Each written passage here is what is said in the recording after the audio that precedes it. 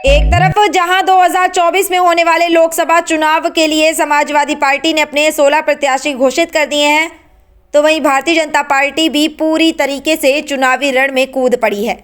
इसी के तहत आज हरदोई में प्रदेश सरकार के स्वतंत्र प्रभार राज्य मंत्री JPS राठौर ने हरदोई लोकसभा के केंद्रीय कार्यालय का उद्घाटन किया। इस मौके पर उन्होंने समाजवादी पार्टी पर हमला बोलते हुए कहा कि PDA का मतलब पप्पू डब्बू अलायंस है। वहीं उन्होंने असदुद्दीन ओवैसी द्वारा लाल कृष्ण आडवाणी को भारत रत्न देने की आलोचना करने को लेकर कहा कि वह पहले जिन्ना की बुराई करें और वो खुद जिन्नावादी बनते हैं। वो जिन्ना की बुराई करें, उसके बाद वह मैदान में आकर अपनी बात कहें। यही नहीं, उन्होंने राहुल गांधी को लेकर कहा कि जिस कांग्रेस ने न जात पर न पात पर मोहर लगेगी, हाथ पर का नारा दिया था, आज उसे वैचारिक नारे से कांग्रेस विचलित हो गई है। इसलिए राहुल गांधी पहले अपने गिरेबान में जाकर देख लें और अपनी वैचारिक पृष्ठभूमि को जान लें, उसके बाद बात करें।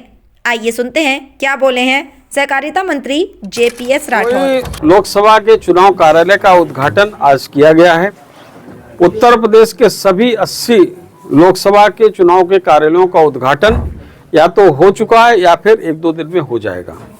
इसी प्रकार से देश के सभी लोकसभा चुनाव के कार्यालय भारतीय जनता पार्टी ने खोल दिए हैं, ताकि हम चुनाव को व्यवस्थित ढंग से अच्छी तरीके से प्रबंधन करके लड़ सकें। जैसा आप सब लोग जानते हैं कि भारतीय जनता पार्टी में कमल का फूल प्रत्याशी होता है, तो भारतीय जनता पार्टी के कार्यकर्ता कमल के फूल को प्रत्याशी मानकर तैयारी पहले से ही करते हैं। हमने लोकसभा की संचालन समिति का गठन कर लिया है, विधानसभा की संचालन समिति का गठन कर लिया है। कुछ दिनों में हर विधानसभा स्तर पर भी हम कार्यालय खोलने जा रहे हैं। आगे आने वाले समय में कई प्रकार के अभियान पूर्व में भी चले हैं। जिस तरीके से विकसित भारत संकल्प यात्रा चली है, उसी प्रकार से हम गांव चलो अभियान अभी चलाने वाले हैं, लाभार्थी संपर्क अभियान अभी चलाने वाले हैं, नारी शक्ति वंदन अभियान अभी चलाने वाले हैं। कई प्रकार के सम्मेलन जिसमें युवाओं के लिए, किसानों के लिए, महिलाओं के लिए और लाभार्थियों के लिए इस सम्मेलनों का भी आयोजन हम करने जा रहे हैं। और साथ ही साथ प्रचार प्रसार के लिए कमल के फूल दीवार लेखन, इसका भी कार्यक्रम भारतीय जनता पार्टी ने तय है कि समाजवादी पार्टी का जो गणित है वो MY पर गणित था, तो M से उनका मुस्लिम और यादव का गणित था। ये समाजवादी पार्टी का माई फैक्टर है, माई गणित है। भारतीय जनता पार्टी का माई गणित दूसरा है। भारतीय जनता पार्टी के M का मतलब मोदी, Y का मतलब योगी, तो ये उनका माई फेल हो चुका है। भारतीय जनता पार्टी का माई बहुत प्रचंड बहुमत के साथ सरकार बनाने के लिए आगे बढ़ रहा है।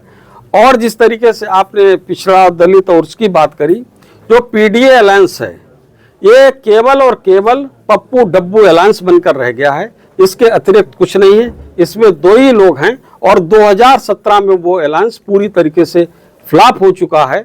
उस समय समाजवादी पार्टी को मात्र पूरे प्रदेश में विधानसभा में 47 सीट मिली थी। कांग्रेस का भी बुरा हाल हो गया था। उससे भी ज्यादा बुरा हाल कांग्रेस के अगले 2024 में होने जा रहा है। देखिए, भारतीय जनता पार्टी का हमेशा से रहा है कि पूरे देश में एक सा कानून होना चाहिए। ये नहीं कि किसी धर्म के व्यक्ति के लिए किसी दूसरा कानून, तीसरे के लिए दूसरा कानून।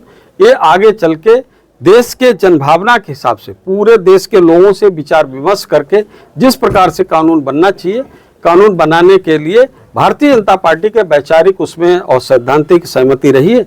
जब समय आएगा तो उसको पूरे देश में बनाने का काम। देखिए, ऐसा है कि सभी लोग जानते हैं कि लाल कृष्ण आडवाणी जी का इस भारत की राजनीति को बदलने में कितना बड़ा योगदान है।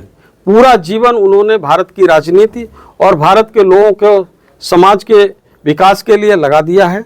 ऐसे पुरोधा जिन्होंने भारतीय जनता पार्टी को शून्य से शिखर पर पहुंचाकर और केंद्र में सरकार बनाने में सबसे ज़्यादा बड़ी भूमिका का निर्वाह करने का काम किया है। अटल बिहारी वाजपेयी जी को पहले ही भारत रत्न मिल गया। उनके अनन्य सहयोगी लाल कृष्ण आडवाणी जी को आज भारत रत्न मिला है। इसके कारण भारतीय जनता पार्टी के एक एक कार्यकर्ता ही नहीं, देश का एक एक नागरिक गौरवान्वित है। और मुझको लगता है इससे अच्छा निर्णय कुछ नहीं हो सकता है और किसी प्रकार से कोई आलोचना का इसमें वो बचा नहीं है। तो वो जिन्ना की बुराई करें, वो वैसे खुलकर बोलें कि जिन्ना गलत थे, तो वो जिन्नावादी तो खुद बनते हैं। अब आज तक उन्होंने तो कभी जिन्ना की बुराई की नहीं, तो जिन्ना की आलोचना वो पहले खुद करें और उसके बाद आए मैदान में।